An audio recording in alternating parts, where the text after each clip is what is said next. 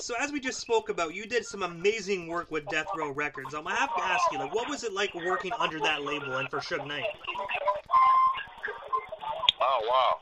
I worked with Dre, and I was with Dre every day from 1990, about 89 to 93 or so. So that's another question of every day. You got to go back to the Chronic, and you skipped over, and we went forward. So, Tripp, I'm going to tell you what it was like working with Suge. I didn't work with Suge.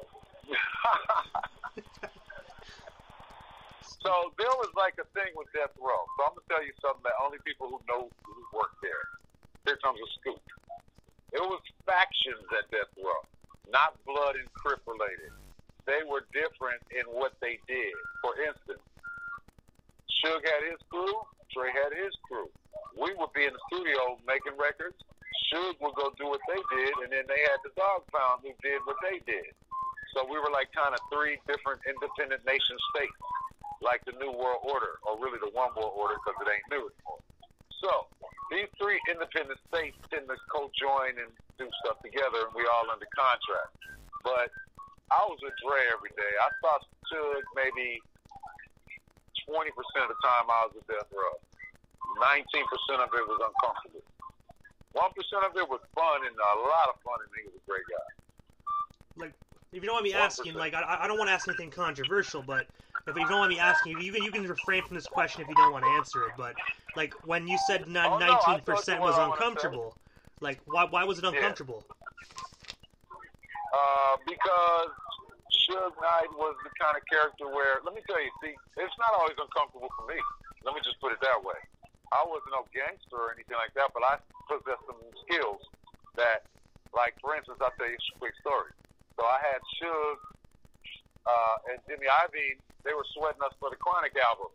And back then, we had to actually edit the record with tape and razor blade to put it together in half-inch tape to, get it to mastering. And so it's only one copy. So I'm cutting this however many millions of dollars worth of product that ended up being, I got it in my hand with a razor blade, right? So I got Suge on the left and Jimmy on the right. Jimmy's like, yo, man, we're paying these airplanes $14,000 an hour every time we miss this deadline. Can you hurry up? And Suge's like, yeah, man, come on, blood, you need to.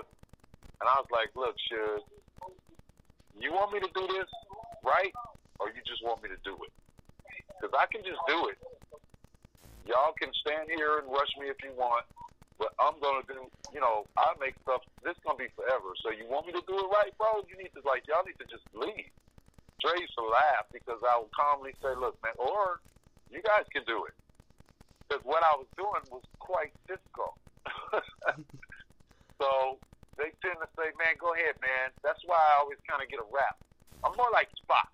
I always felt like I was Spock when I was in there. They would all be scared and afraid to say things, and I just worded in a way of it would be cool. It wasn't like, my life was threatened a couple of times directly to my face, but, contract is still open. I'm here, breathing.